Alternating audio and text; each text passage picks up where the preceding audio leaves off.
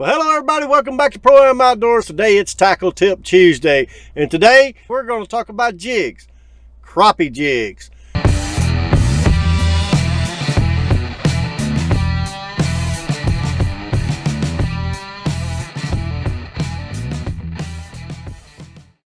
Well, it's spawning season here in the south of Texas, and we've got a lot of lakes where the crappie are going shallow. And this last weekend, my son and I, Joshua, we went out to Gibbons Creek Reservoir. We started fishing, and we started fishing in different places, going out to a brush pile that my brother told me about. I saw the brush pile. It was great. It was in 9 to 10 feet of water, but the wind was so bad we were getting swept off of it. Couldn't hang on to catch anything. Did catch a giant white bass on it though. But, you know, my son got hooked up to one, but didn't catch nothing. So we started looking around. We're watching all these people going shallow, and I'm thinking, spawn must be on.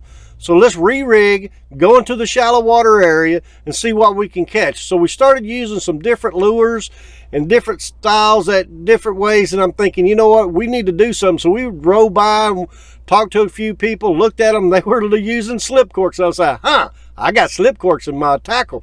So we started using different colors. We started using my favorite one, which is electric chicken right here, but you know, it wasn't panning out too good. So I was thinking, you know what, these fish are hitting anything that's natural looking and stuff like that.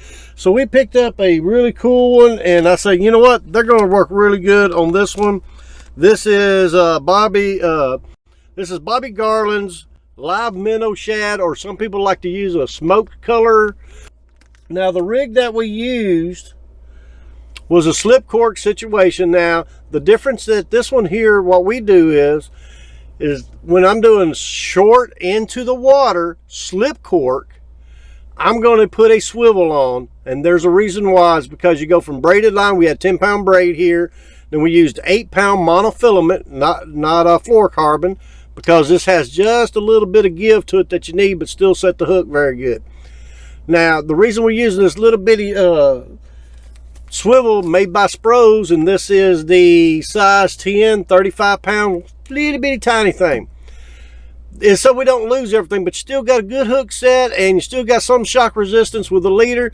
We used a leader that was about a foot long to the jig head, but then we also used a rubber band, so we can slide this rubber band down as we need, so that the slip cork can actually come up and hit the rubber band where we needed it. And we found that 8 inches was just about right. So as a foot, we had about 8 inches to the lure itself.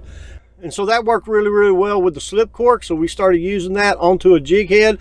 Now the jig head that we started using is this awesome little orange 1/8 ounce head, so that it can pull down and hit the slip cork. Now the way it worked is we would throw it out and we would work it back off this little shelf until it popped up. Is the reason that we use this long slip cork, so it'll lay flat. As soon as it come off the edge, it would pop up and we would see it and be a cool little indicator.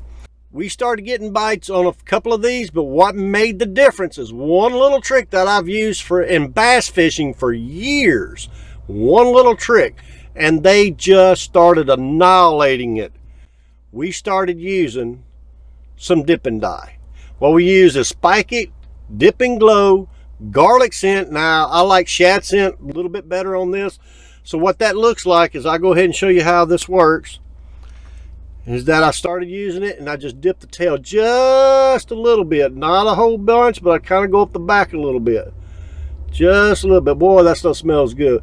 But what I did was I did it like this, and I just dipped the tail a little bit. When I dipped that tail, the bite was on. This was an amazing little trick right here. So if you want to go out and go do some fishing in some shallow water on some spawning fish, if you get this real silvery ghost minnow, you put a little dipping dye on it, put your cork up about 8 inches on a slip cork style, cast it out there. We casted it right into the shallow where the cork was laying down flat, because the head hit the bottom. As soon as we started moving back, that cork popped up, and we left it right there, and we just left it. We didn't jig it, we didn't do nothing. What it was is, though, it was getting in the bedding area, and the crappie just comes up and bloop, took her down, and we hooked up the fish pretty cool. Now that's the technique that we used. Now the way it looks like when we pair these two, when we pair these two together,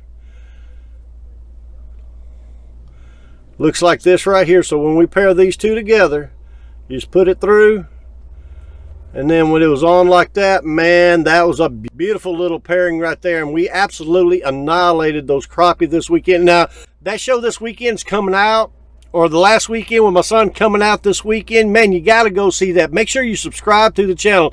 I want you to just come over here and hit the thumbs up, the subscribe, and then the notification bell so you can get notified when the next video's coming out. Really need your help. I'm trying to grow my channel, so just need your help to go ahead and do that. So go ahead and do that so that you can actually see the video coming out this weekend on how we use a slip cork, swivel, leader, and this awesome little jig head right here that just killed it. We'll see you next time here on Pro Am Outdoors.